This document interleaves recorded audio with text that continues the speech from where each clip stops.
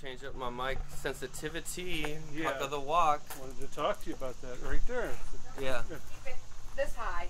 Oh yeah, I changed the Brady's thing. like that because Shaun's so much taller than me. I gotta go like this. Love you, honey. Keep the mic on. I'm gonna have to hurt my arm because we posted our first 3 walks that we've recorded. You know, it's not the first 3 we've ever had, but the 3 that we recorded, and we've gotten a few comments and some feedback. And the feedback. I even took notes to give feedback. That's you on your own on your own thing. That's like me writing a song and being like, man, this song is really good. That's like, I need to catch this thing here. Yeah.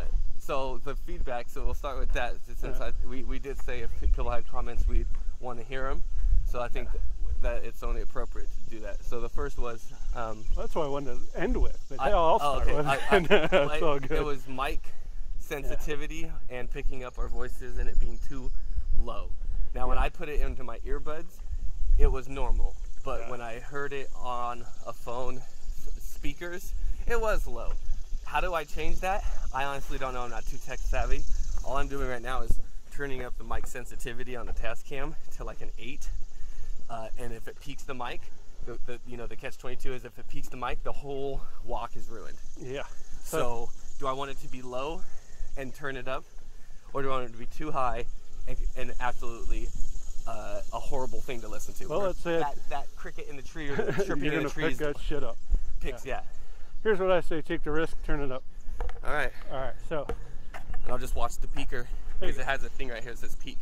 If it's red, it means we're peaking the mic. So that's that. I'm not too tech savvy. Like I said, it's a Tascam and some walks. We throw it on Anchor, and it gets pushed onto Spotify. What else what else I'm gonna do? So that's okay. So I'll give you my my critique. Right? Okay, your critique. Our first recording was very low. The audio Audio sucked. Okay. So, listeners, if you're still with us, thanks, man. I mean, you hung through that crap, so we're getting better. A lot of things a lot of people say on podcasts, right? If we get donations, if we get money, if we get help, we'll buy better recording equipment. I mean, that's another thing you push for. If you like what you hear, send us something. Yeah. If you like the content, if you can hear the content, and you're like, okay, which I'll talk about the content real quick. Yeah. The content, to me, now that I've listened to them 3, I'm coming to the realization that our main content is essentially a discussion and an exposure of Americans' mental health. Well, there's that. That's the grand, we have our grievances and where we come up with our perceptions, but we're really talking about things that that I hope, I don't really hope, but that Americans have in their head that they don't maybe say out loud, that are like, yeah, I'm depressed because of that too. Well, I have anxiety over that too. Yeah. And that's called mental health. That's true. Yeah, good mental health. So we're just talking about how, a simple walk turned into much needed therapy. Yeah. And how what that is for us is improving our mental health, because we're not sitting here knowing that or feeling that we're each alone. Like I have this problem or this issue or this trigger or this frustration, and you go, me too, and we're from 2 different walks of life. Yeah. You're not just the physique that we talked about in that one, but you're actually differently educated, different sections of the United States. But this is we're both Americans, and we both have similar mental health triggers or issues or whatever it is, status. Here's the interesting thing, right? The entire purpose of these walks was for physical health. Yeah. It legitimately, that's why I said, hey, let's start walking. I need to lose weight. Pounds. You wanted to maintain weight. Lose a few pounds, and then it turns into a freaking mental health show. I mean, if you really want to break it down, sure. I'll agree with that. This is some type of, definitely we brought it up, it's some type of therapy. It's some type of therapy, maybe even much needed. Maybe, because, and I think if I had these walks, I mean, a crystal ball, whatever, a time machine. If I had walks to actually discuss that I wasn't so isolated in my frustrations, I don't know if I'd even be in this situation. So what kind of freaking Matrix thing is that? Like, you had to not have that, so now I'll know what that would have been like. You wouldn't have knocked that teacup over had I not said anything. Exactly. What? I don't think I would have been so I'm alone in this. I have no way to do, so I'll just rage out because no one cares and no one. Oh, cool, everyone. I'm not alone, So there is that. All right, so I'm going to hit my bullet points, right? Okay. If we got any listeners, and anybody gives a shit, I had my updates, right? Mm-hmm. This is what's going on with the life of me, right? We mentioned being fucking itchy, right? That one episode, it's like, why are you itchy? The day before we recorded our first podcast, we walked through the damn woods. Uh-huh. And I found out we ran into a damn chigger patch. Chiggers. Tennessee chiggers, Tennessee chiggers are the worst. These things ate my legs up. Like, I have well over 100 marks on each leg. On each leg. I'm marked up like a, I don't know. It's pretty bad. No, you look like you have leprosy almost. It's bad. It's pretty bad, like chicken pox. Like I had to go like a kid with chicken pox. Oh, it's horrible. That's why you were itchy. I don't have that nearly as bad, if at all. Like I saw them on my legs and I took a shower. Theirs had a thwart. I took a shower too, but I took the lead in the woods. That was the problem. Yeah, we walked through tall grass and got the most of them. Oh, good Lord. So anyway. So if you know about those, and stay away. Now, I don't know why we keep running into foot in the mouth.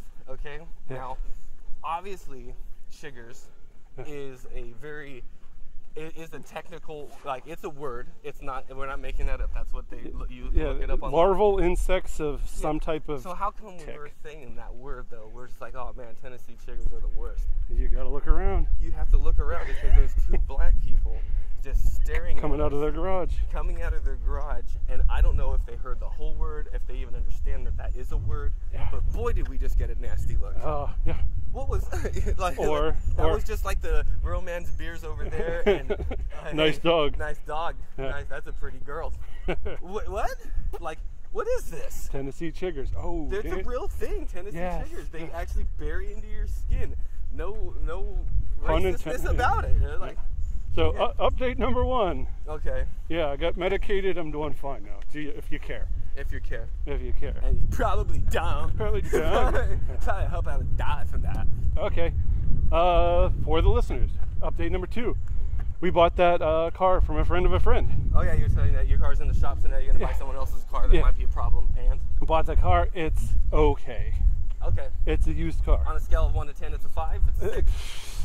6 maybe. For you know. It's a used car. It's an older car. I don't use car as a status symbol whatsoever. No, but it's kind of like, I don't want somebody see me drive this piece. You don't mind someone sees you driving that piece? I would rather not. Oh, okay. You know what I mean? But it's a car. It works. It's the point of it is for transportation. Correct. Boom. So update, bought that car. Update on my car that's in the shop. We should be getting it back today. And that's going to be money. So bought a car, money out of my pocket. Mm-hmm. Fix a car, money out of my pocket. Yeah. Right? Go to work, earn money. Go to work, earn money. Live life, have to spend it, must spend it, right? These are things, these are necessities. You had to buy these things. Like how are you going to get to work without a car? Yeah. How's your wife going to get get done anything while you're at work? Without a car. Yeah. And she specifically said that truck's not reliable. You need, back to what they say, do you have reliable transportation? Not a bike, not transportation that breaks down. Reliable transportation is the thing. And I'm still, maybe. Maybe I do, maybe I don't. Bought a used car, maybe. So it's working fine right now. So there, I got my car, got my used car, got the chiggers, and school. Okay. So school is something I want to bring up. The kids are still doing online school. That's not going to change. But it's going to start next week. Yeah. I was lucky enough to be able to take a few days off of work. That's luck. Well, lucky enough to not make some money. But yeah. Okay. Yeah, to not have a job that's, got you so much by the balls that you can't do that, right? Yeah. But job's good. It's good. It's okay. Again, I'm content. We talked about that, right? Mm-hmm. Content with my job. I've been in shit jobs. I've been in places where it is not the status quo to be so quote unquote cool, right? Okay. The job's cool. So anyway, got those days off. Still going to be helping my children get at least set up this online schooling. So purpose of this walk is usually to go after my shift, get home from my shift, go for a walk. Well, those days I'm going to be off may affect the number of recordings we make. Because you don't like to go on walks on your days off. I can, but then it's going to have to schedule time. They're going to be starting at a certain time for school, whatnot. So we may miss a day or two of recording. Yeah, I hope we get 2 to 3 in, but we'll see. I mean, that's the goal for, you know, the listeners that are listening. Because I'd be running around this park, burning 10 times the calories. But gee, thanks. I'm slow and fat and old. Yeah. But I wanted to help you with the physique, you know. That gets you. So that's it. That's the game. You know, try to get 2 or 3 recordings out a week. Try to make our sound quality better if possible. Yeah. Those are all my updates. If anybody gave a damn, that's what's going on with me. If you think about the first 3, and even this 4th one, it's you know, in scales of perfection or scales of actually getting it down. I, like, for the first time ever, tried to kick a field goal. Was like, let's see what it looks like to kick. You missed. Okay, well, set it back up. I'm not gonna. You missed. Not gonna give up. So maybe on the 4th, 5th, 6th try, they're like, oh, dude, you got it. Okay, and then now it's just practicing. You know, I got it through the uprights, and now I'm gonna, you know, really hone my skill on how to do it. That's how I perceive this in a metaphor. Like, it was seriously my first time. Even on the ad that, if you're listening on like Anchor or Spotify or whatever, the ad I had put was. Like, it was really honest, because I never used it. I was like, man, I bet you it's hard. I bet you there's all this thing. Oh, no? You just go to Anchor, and then boom, click, click, click, click, click, and then boom, boom, and now it's on? And it's on Spotify? Yeah. Dude, I wish my music stuff was that easy. For music, you have to have all this stuff. You have to go into a studio that's hundreds of dollars.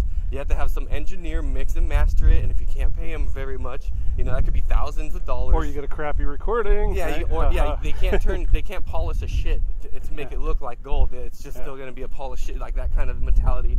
At least on podcasts, it's raw. It could be, you know, it could be in this kind of format, and it's, to me, it's you're creating content. What's your content?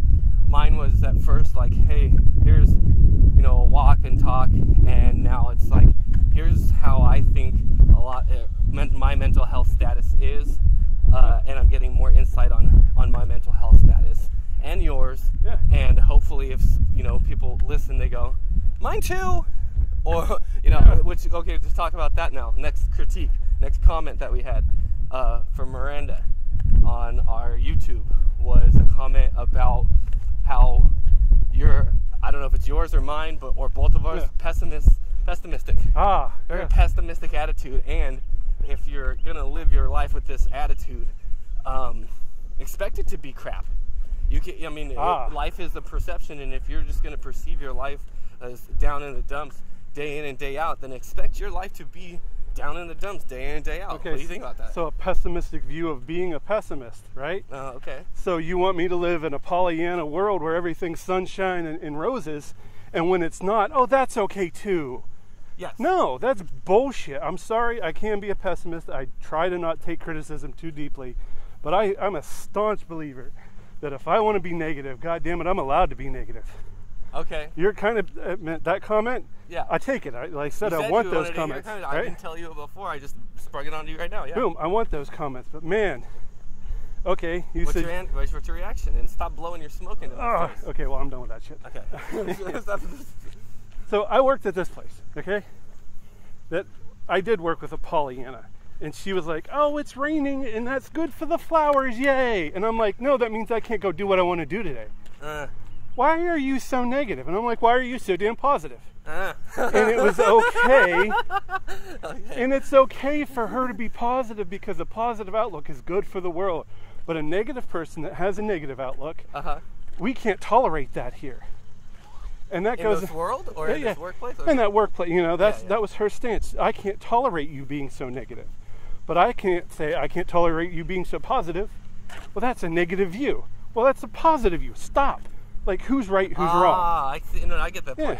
Like, what makes your positive view better than my negative view, or puts you on the pedestal and me so underneath you? Well, right? You know, and this is, you know, I kind of go on the joke end of things, but like, you need to be tolerant of my intolerance.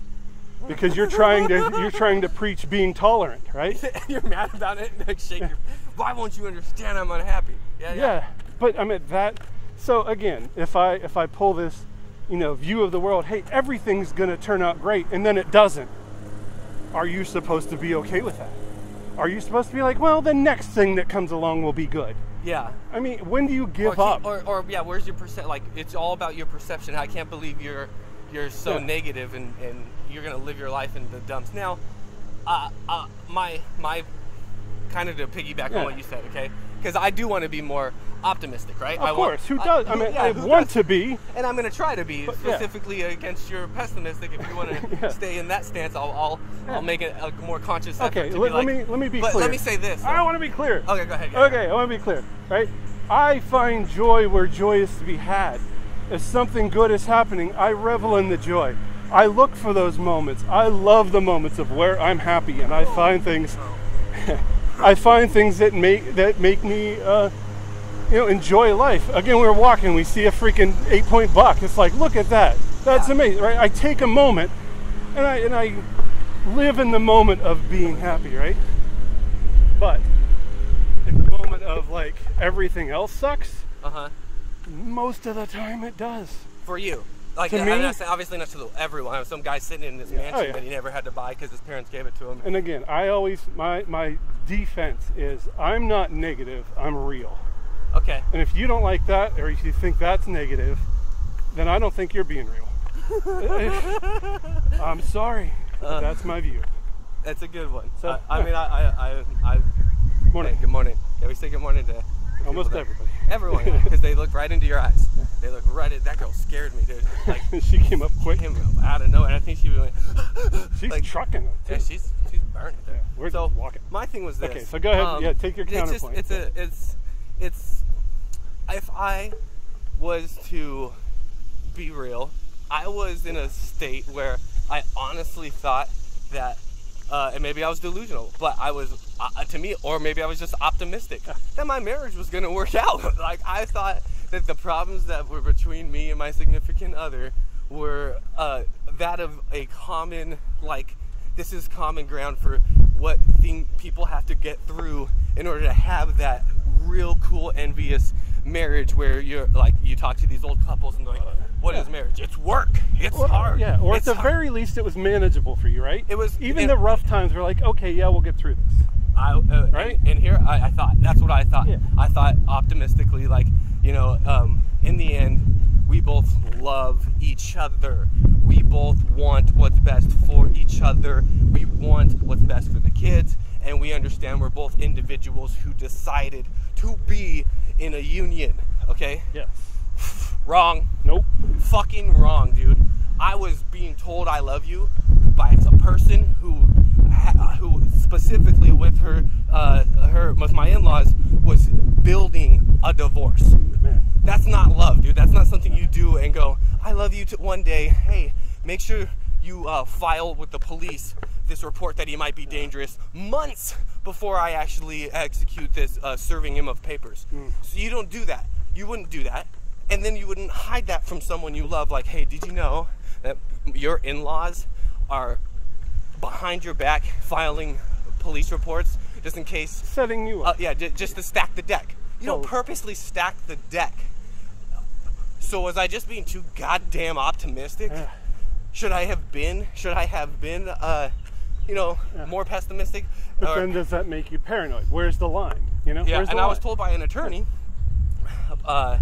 that just like in the courtroom, you should treat your significant other like this.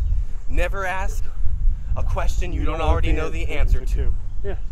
And it blew my mind when I was like, well, then when do you fall in love? How's that a relationship? Yeah, like... Where's the trust? So in my next relationship, if I take that advice and go, I'm never going to put myself out there in a realm where I don't know what's going on. Like, I need to know what's going on. If I ask a question, I should know the answer, so I should know if this person's being honest or not. I shouldn't be able to actually put, blind faith in somebody. I should actually know where I'm being. I get the advice. Yeah. I just felt like, that definitely wasn't me. Definitely wasn't me in my marriage. You want to say a poor worldview? I wouldn't even take that view, and I'm the negative guy here, right? I hear you. Yeah, God damn, why are they mowing the lawns everywhere? I know, like lawnmower on the recording, right? That's all you'll hear because it's peaking the mic. Yeah, and then we got dogs barking and birds chirping.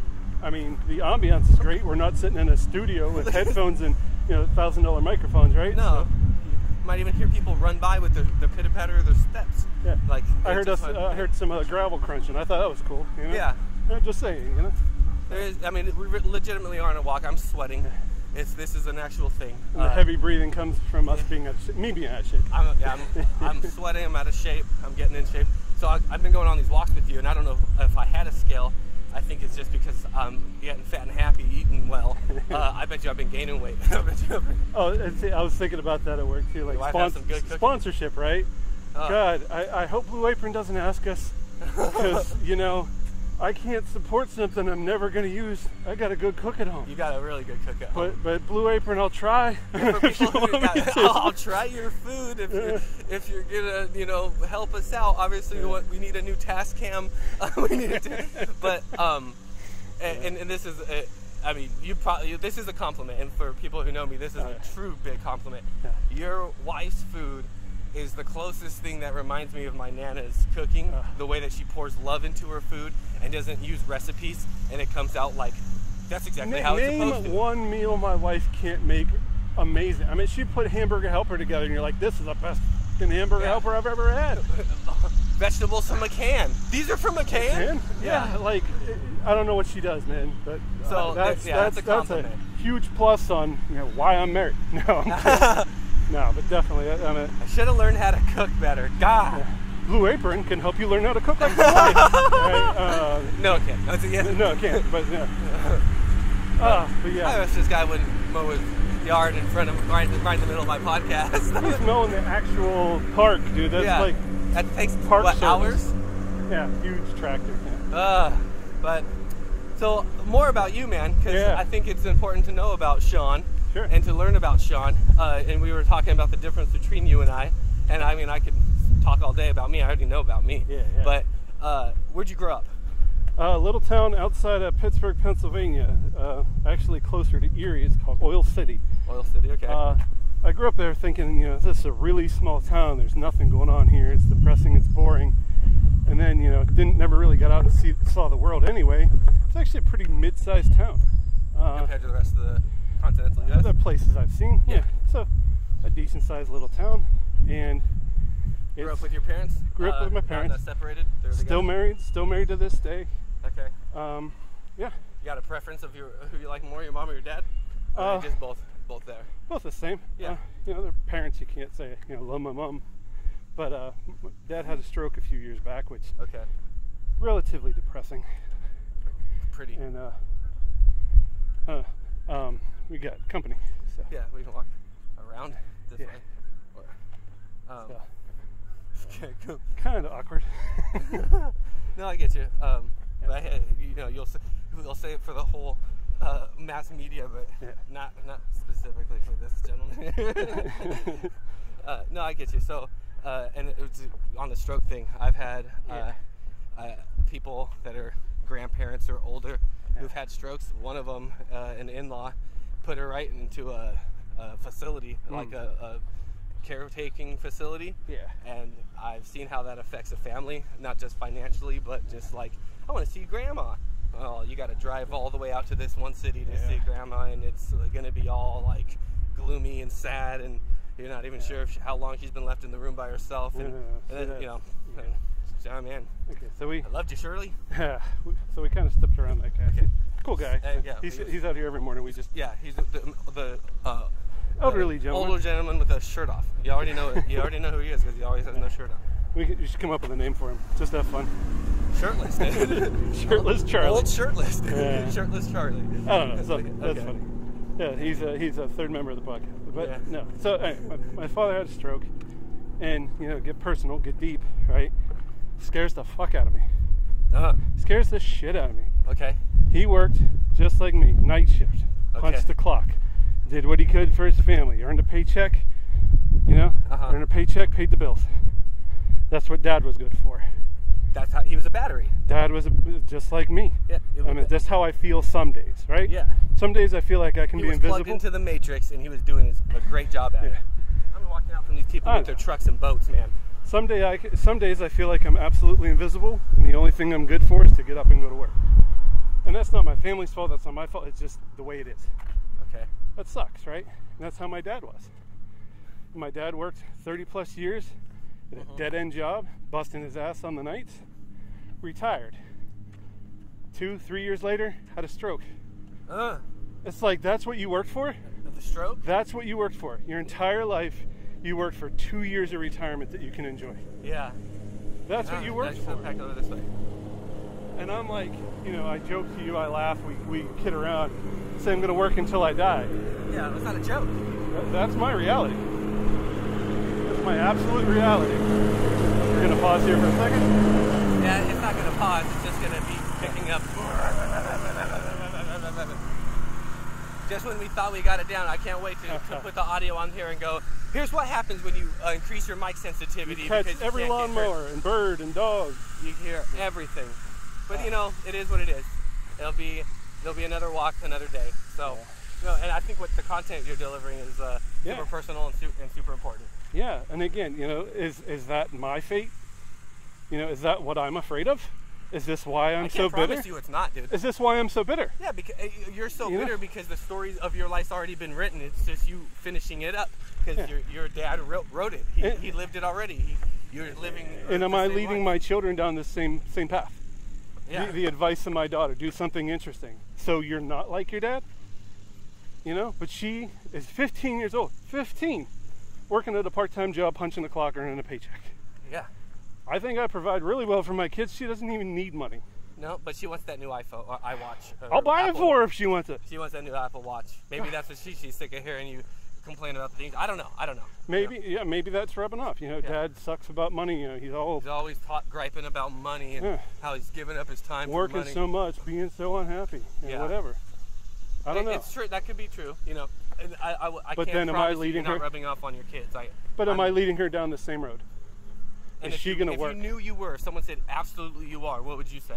This cycle is repeating itself. I don't have a solution because I'm in the cycle. And who's to say that your grandpa wasn't, led his down the same road that led his? Hey, good morning. Morning. My grandpa is a badass. I love Tell me about your grandpa. From what I remember, he died. I was probably in my teens, so not. He was a war veteran. Okay, that's already cool. Wouldn't talk about the war. Wouldn't tell you anything. Shell shock, you think? No. Oh, he just. I assume he killed. Oh shit. Many people. Oh shit. I'm just saying. Yeah. He had one story. He'd tell you about a monkey that they pretty much adopted in their platoon. We were at the tank and we were hanging out back. We just got back from battle, and this monkey come up and stole my buddy's chow. Like, goddamn monkey, goddamn. Oh, my grandpa, that's all he talk about the war. You say, what happened in the war? We had a monkey. Not I killed a bunch of Japs. Yeah, no, we had a monkey. We had a monkey. That was his story. Hey, it hit home for him. Okay, keep going. He smoked like a chimney for, I don't know, since he was in the war. Since, his teens. Since the womb, yeah. Yeah, since his teens, he smoked like a chimney. One day, he was about 70 years or so old. And I remember we always visit my grandma and grandpa. He sat on an ottoman in the corner because, give the room for everybody else. I'll sit here in the corner. Gentlemen. Smoking a cigarette. In the house. Yourself. Oh, that was back in the day where you didn't care, right? One day when he was 70, I watched him. Took his last cigarette, put it in the ashtray, said, I'm fucking done with these. Oh. Boom! Quit. Cold turkey stuff. Quit. Yeah. No, not even premeditated. Not even, I've been thinking about this for years. Nothing, just, I quit. And he quit. And he that did. old bastard with that kind of mentality was just like, I don't want to do this. I'm not going to do it. I don't want to fucking be here anymore. I'm leaving forever. You miss me, whatever. I don't care. And that guy, and he died of cancer, which sucks. He had a melanoma and passed away. This way. Oh, we'll go that way. Okay. Passed away mid-80s. Okay. And more deer. Something to be joyful about. Yeah, there you go. I have not seen one. That line made sense. I haven't seen it. Yeah. So my grandpa's a cool old dude. That's cool. Told you about the monkey. Yeah. Stole my buddy's chow. And just wanted to quit smoking cigarettes one day and made the decision and did it. Like that mentality. You like this, good. Like hard ass, bottled up his real demons, but at the same time had a funny front and. Oh, and the one time, the funniest thing my grandpa ever said. My grandmother's a gem. Okay. That's all I gotta say. Yeah. She's slowly slipping into dementia. Okay. She's almost 100 years old. Okay. Just celebrated her 99th. Oh, your grandma's still alive. Yep. Woo-wee! Just celebrated her 99th birthday. A few years before he passed away, they were at my house for a Christmas dinner or something. My grandma was going on one of her rants. My grandpa just looked right over at her and said, "Shut the fuck up, Isabel." And she grabbed her pearls and was like, "Oh my dear, you never talk to me that way." He's like, "Just shut up." And that was the best thing that ever came out of my grandfather's mouth. I'm like, I know he doesn't talk to her like that at home. I think everyone gets one, because that's a legitimate true story. There's no. Did he save up for that for 50 years? Was he waiting? Oh, it was the best thing. And I'm 12 years old, sitting at the dinner table at Christmas going, "Fuck yeah, Grandpa." Fuck yeah, Grandpa. Oh. I can't believe you just said that. Somebody needed to say it. I've heard a story similar to that where I think the grandma's name was Judy. If I'm wrong, I'm wrong, whatever. The story's the same. And the grandpa's sitting there, and it's 2 generations above me, so not, or 3. Yeah. So it's like, it would be actually a great grandpa. Yeah. And he's sitting there, and he just goes, "Oh, go to hell, Judy." just out of nowhere, or she's talking, or she says something to do, and he's just like, "I get one." Everybody gets one. Yeah. So that was, Grandpa was a great old man. You know, we went, another. If you have a story about that happening to you, if you have a grandpa, share your grandpa story. If you have a grandpa story where you're like, "That was a one-off, I don't know where it came from," please give us that. Those are great stories. Those are really funny. If you'd like to call in, email me. I'll give you my phone number personally. You can call in and share your story. That's funny shit. Yeah. One last Grandpa story, because Grandpa was a cool guy, right? Yeah, he's a cool guy. We went hunting every year. Never killed a deer. All right, never killed a deer. Not once. I hated hunting. I was a kid. I hated hunting. Because you didn't get anything out of it. Well, it's my dad's passion. My dad loved hunting, right? My grandpa loved hunting. They loved to go hunting. For them, hunting was, let's go in the woods when it's negative fucking 10 degrees cold and build a fire, right? You build a fire, you're scaring away animals. Yeah, that'll bring in the deer. They'll be like, "I was cold too." They're like, "I'm going to build a fire. You go over there about a quarter mile, and the deer will be scared towards you." That was their plan, right? So their plan was to go in the woods and start a fire. So they don't go near the fire. They start the fire. Oh, no. They stand by the fire to stay warm. Oh, I was going to say, why don't you walk the other way of the fire so that the deer are coming They send the young kid out to go stand in the cold, right?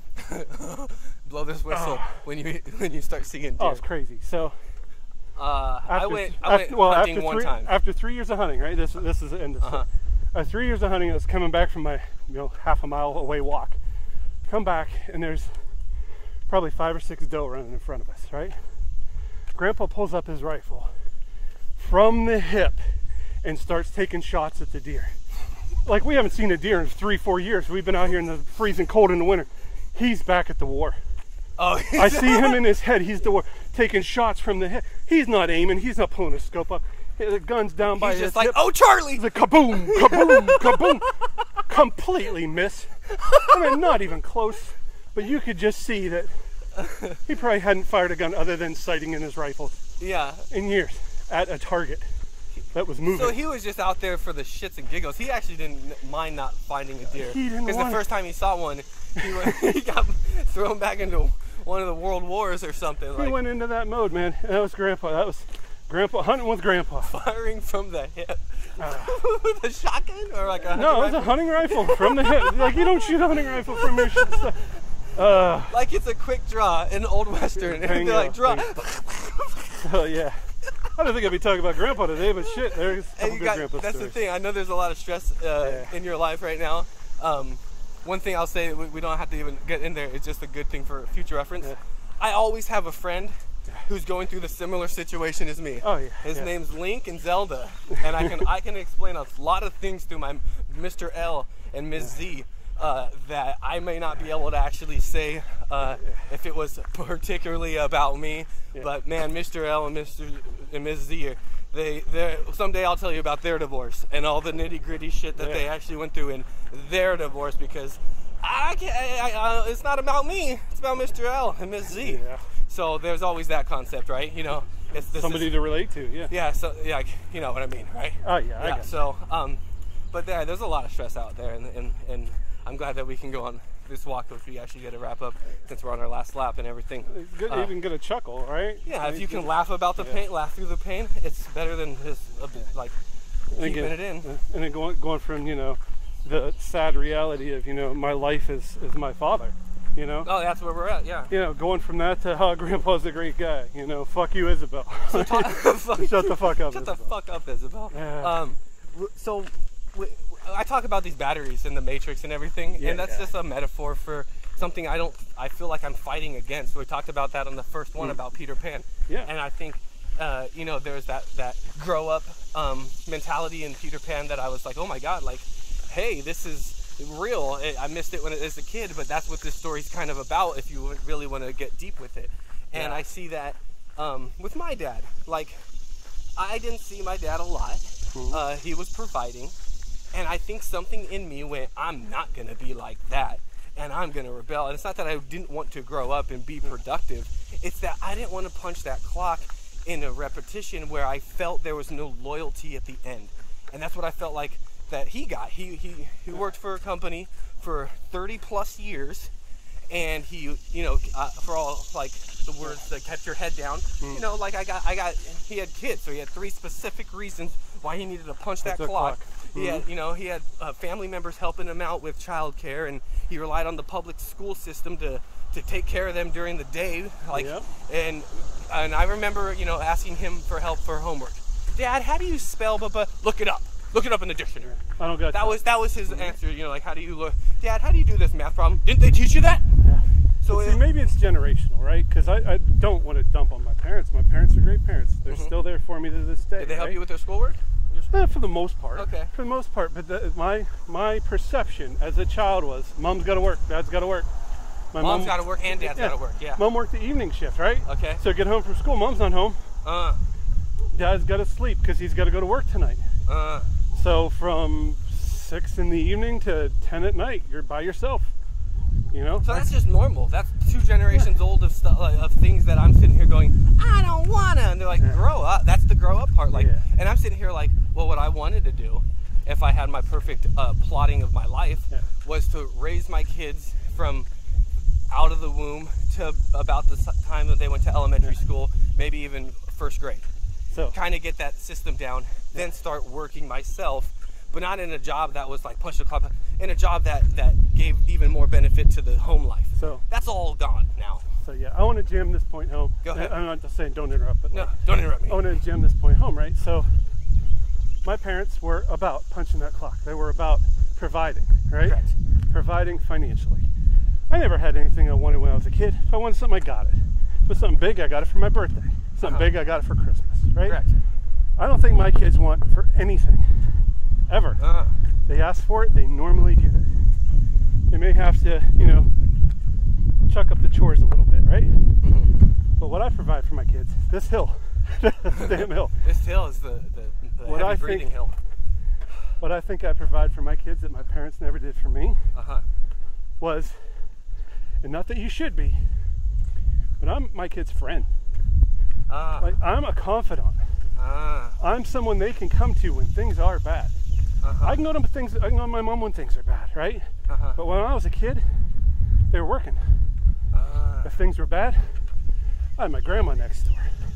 You had to go to your grandma. Me too. That's why my nana. Same thing as your grandma is my nana, right? Yeah. If things were bad, I had. Were you afraid to go to your dad? Like he would either not care or maybe even punish you? My dad was angry. He was an angry person. That's how I felt.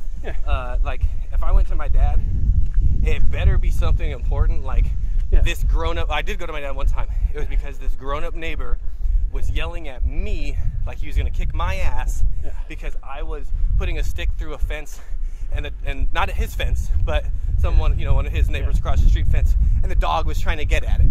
Yeah, he comes at me outside like, I'll beat your ass fucking with that dog. So I went to my dad and was like, this guy said he's gonna beat me up. And here comes my dad because he's angry and said, fucking right into his face with his finger pointed. You want to fucking fight somebody? You can fucking fight me. You want to fight me right now? And I'm just like, that's not what I wanted, Dad. That's not necessarily what I wanted, but that's, you know, I went to him because I was afraid, like, am I gonna get my ass beat every time I cross the street from now on? No, never happened again. Never heard from that motherfucker again. So I mean, he put his head down. So again, not that my parents didn't try. Again, I'm not bashing my parents, but that is the part that I want to change for my kids. That you're their friend. I want to be there. Yeah. Now, can I just ask you, like, would you rather be their friend or their parent? It's situational. Okay. And it's that easy to answer. That's, yeah. If you need a parent, I'll be a parent. Huh. If you need a friend, I'm here. Okay. And my perception of that is you never can't be the parent. Yeah. You had the kid. It's your kid. It's you are the parent. Yeah. You can opt in and out of the friendship part. You can take that, like, and I say the same as a teacher. Yeah. Like, this is where it comes. I am your teacher first. I am your mentor and your instructor first. If we create a bond where we can kind of joke around, cool. But if you take it too far, like calling me Coach Frodo, and everyone's laughing and it's disrespectful, and I'm losing the classroom management, you stepped over the line. We're not friends. I'm your teacher again. Get your ass outside. You know. So I can opt in and out of the friendship zone, but I can't opt in and out of the teacher zone. You know, okay, like so I am a teacher first. Quick example, because you were around for this. My daughter was dating this boy who's a piece of garbage. Like, I don't want to talk bad. No names at all. All the boys will be garbage. So okay, no. This kid was especially no names. Troublesome. Wasn't very intelligent. Okay. Had a lot of issues, and I didn't like him at all. As a parent, I'd be like, dump his ass. Yeah. Right. But as a friend, whatever makes you happy. I'm like, is he making you happy? Oh yeah. And her answer was, yeah, he makes me happy. For now. Yeah. As a parent, I tried to subtly interject, what is it that's making you happy? What analyze? You remind me of my in-law. Yeah. That's what he was doing. But my marriage is falling apart. No. It was analyze what you think's making you happy. Yeah, I understand. And when she took the moment as the friend, a friend talking to a friend, like, wow, he's really bringing home a point of, like, he's not making me happy. And the friend's like, do what makes you happy, but he's not making me happy. Then the parent kicked in, and it was like, well, if you're not making you happy, you need to make a decision. And that is almost exactly how I feel like my in-law injected into my marriage was, and I don't mean to, like, this bashes you over this, like, well, he had every right to. Maybe he did have every right to then, but I always felt like he was undermining my authority or my, that's a horrible word to use, like the privilege of having a circle of trust. Like, things are between me and her. And I know that you're the parent, and I know that you can be her friend. The ultimate goal was to protect my daughter. Was that your in-law's ultimate goal, to protect her from you? I mean, there's a case to say that there is and isn't. Like, his case would be like, I was just trying to make her happy, and my case was you're just trying to make yourself happy because you didn't like me. You didn't like, and that's what I'm saying. Like, you said you didn't like the kid. Can you completely say that you didn't like the kid and you're happy he's gone now? Because you shouldn't be happy he's gone. But I feel like with my in-law, it's like I never liked his ass. It came up in court. He was playing nice the whole time, and that's not what you do. We're fucking married. We have 3 kids. It's time to stop playing nice and be real and be nice. Not get your hidden agenda and now watch this marriage dissolved and these kids suffer. You're making me analyze my decision here with my daughter, but well, I'm just saying. That's how I feel as you said that. Like the legal answer to your question, right, would be, I believe my daughter's happier now. Okay. So did I do a good thing? Yeah. If she's happier now, that's what I wanted. That's all you wanted. I wanted her to be happier.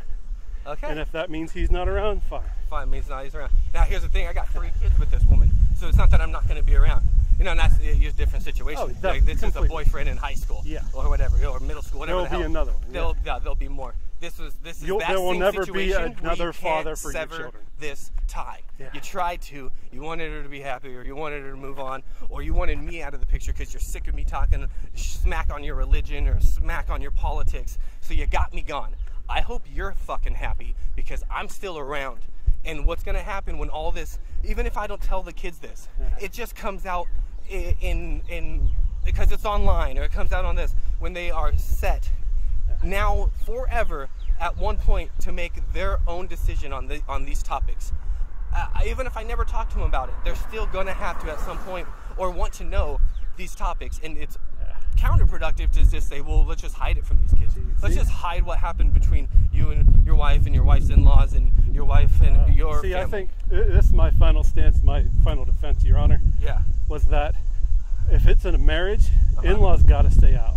They should have stayed out. In-laws got to stay out of that, because that is a circle of trust that you've created with your spouse. Yeah. That in-law should be out of that circle. He should. Yeah. That's my final legal stance on that. Marriage and they with weren't. Kids. And they weren't out of that circle, and that's an unfortunate. Forced his way in. it's where you're at right now with that unfortunate again. But reality. I wouldn't have been able to get to these concepts while I was in that situation. It took me getting out of it and being like, you know, the good and the bad and the ugly and the beautiful. And I did. The way I can phrase it is I had the most beautiful Karen you've ever met. The most beautiful Karen. She was a Karen, but God, she was beautiful. You know. So there's that. And what's your sign-off thing? I liked it. Okay. Yeah. Well, we're back at the house now. So signing off for Shaun. Signing off for Shaun and Brendan on, I guess, episode number 4. Right? Yeah. You want to go fast? Go alone. You want to go far? Go together. Have a great day. Podcast. Thanks for listening. Thanks. Hey, this is Brendan from Cock of the Walk Podcast. If you like what you heard, you can support us just by sharing the link. That's the most important thing, is to get the word out. If you want to go beyond that, you can do donations. You can become a member and subscribe, or you can even buy some merch. You can find us at www.halfmoonday.com. We are a Half Moon Day LLC production. You can also reach us directly with comments, questions, or topics you want us to discuss at CockoftheWalkPodcast@gmail.com or CockoftheWalkPodcast@AOL.com. We also have a Facebook, and you can find us on YouTube under the Half Moon Day page. On behalf of myself and Shaun, thank you very much for tuning in. We know there's a lot of podcasts out there, and we appreciate your time. Have a good day.